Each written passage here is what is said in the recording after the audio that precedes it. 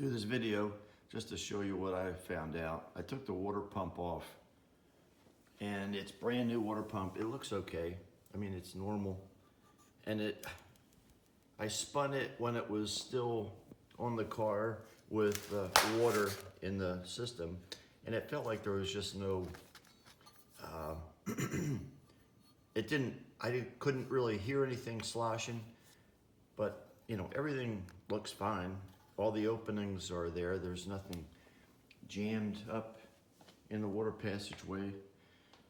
And I also checked by blowing air into the top of the radiator. I could see, you know, steam and some water coming out of the two inlets into the engine. And it seemed to be more water over on the right side, the passenger side, than on the driver's side, but there's still water in there. So I don't know what the hell is going on. I've got the heater hooked up, and maybe there's air trapped in the heater core, or maybe also into the engine. But so I guess the next step, and also I used water instead of coolant.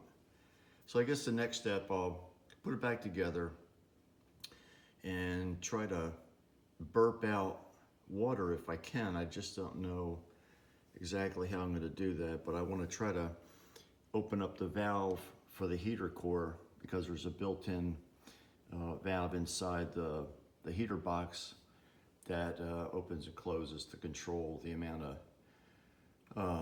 water flow into the heater core. So I'm thinking that at least is trapping air. I just don't know about the other part of the engine, if how there's air being trapped inside, you know, the head or the water jacket portion of the block.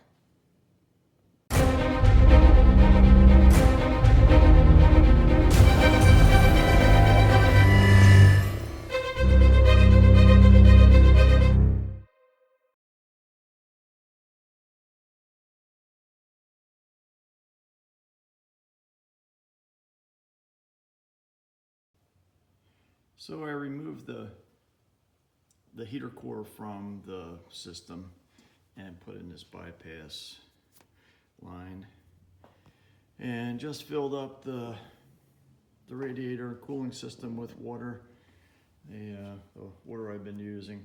Eventually it's going to be, I'm going to drain all this stuff, push out all the old crappy rusty water, which was city water. It is not well water, by the way. Back in the 80s, I ruined a radiator by using well water, and the well water was too acidic.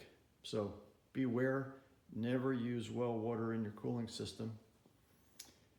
Anyway, so I filled it up, and I took the belt off of the pump, and what I've done was spin it, and you can kind of hear the water sloshing.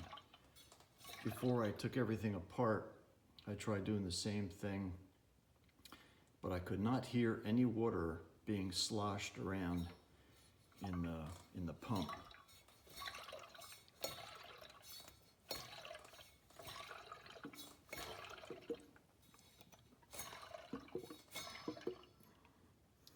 And when I do that, I can hear some bubbles coming up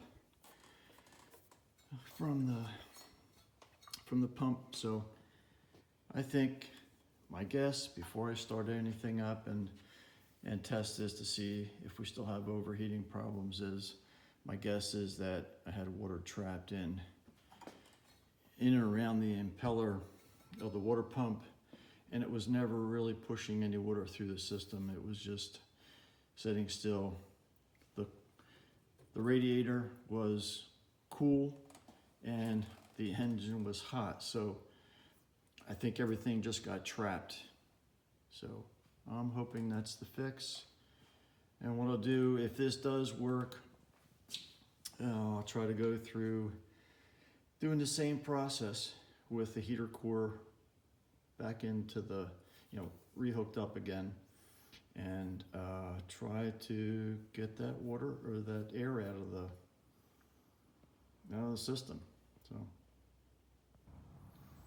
So here I have an old water pump that has a different configuration on the impeller, and looks like compared to the water pump that I have on the car now that I've been testing with, and this has a total of 8 blades, where on the other water pump it has 6. Also, I think that these paddles are a little bit wider. There's more surface area. So it should be pushing more water.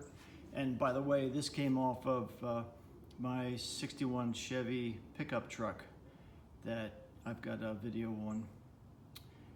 So anyway, looking at the internals of these passageways that go out to the, well, from here, from the bottom of the radiator, there's not a whole lot of difference coming up to the inside of the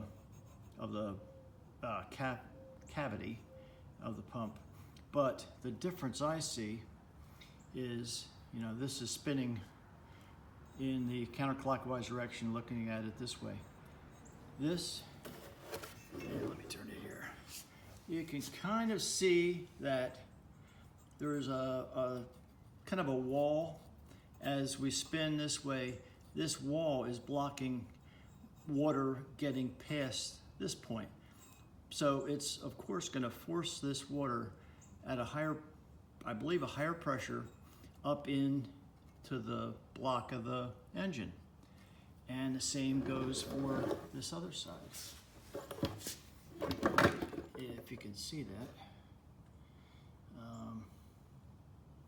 I believe that the design of the other water pump is just not going to flow enough water into the block of the engine, and that being cold water, since this is coming from the bottom of the radiator and the cold part.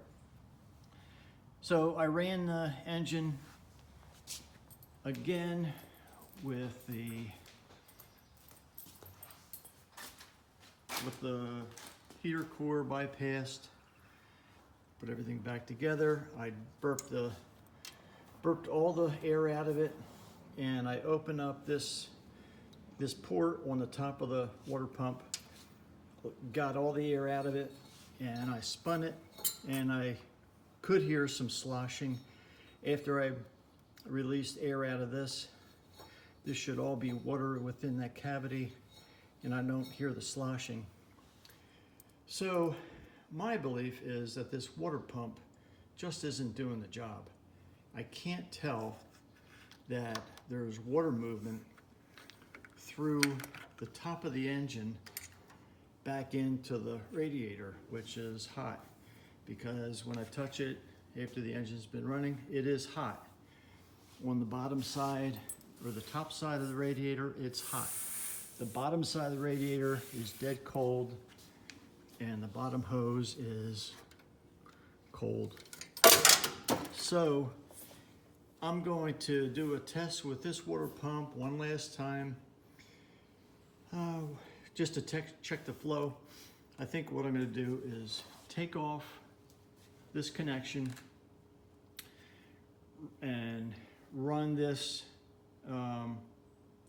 run this line into a bucket and start the engine to see how much water is actually being pushed through the engine and coming back into the radiator, so I can at least visually see how much water is coming out at any given time. Again, I don't have a thermostat in, so it should flow right away. Unfortunately, with this other pump, this is a long pump, which means its distance out to the pulleys are different than the short pump. The short pump, I think, has about this difference. So there's less meat right here. But, you know, this has been tested. I know that this worked. Coming off of that car, I put another water pump on that engine. That was a 350 as well. I didn't have any problems with overheating.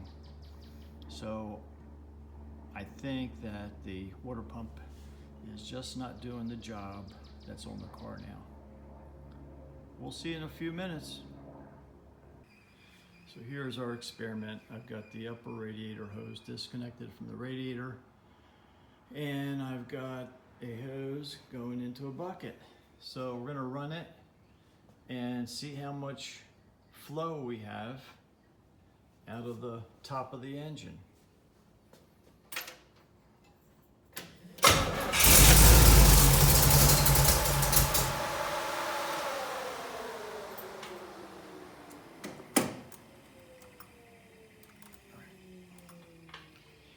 All right, here we go again.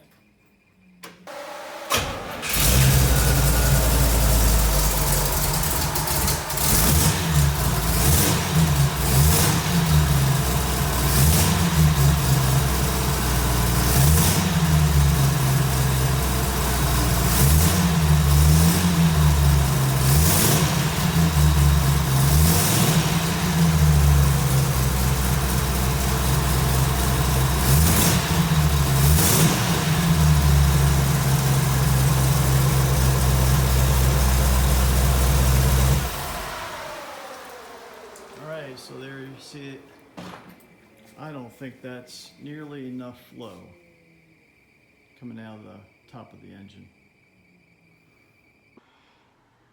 So let me know what you guys think. In my belief, I don't think that there's enough flow, but I could be wrong. It seemed like it was just a little trickle, and it's just not transferring enough heat out of that engine through the radiator. So give me some comments. I think in the meantime, I'm gonna try another water pump.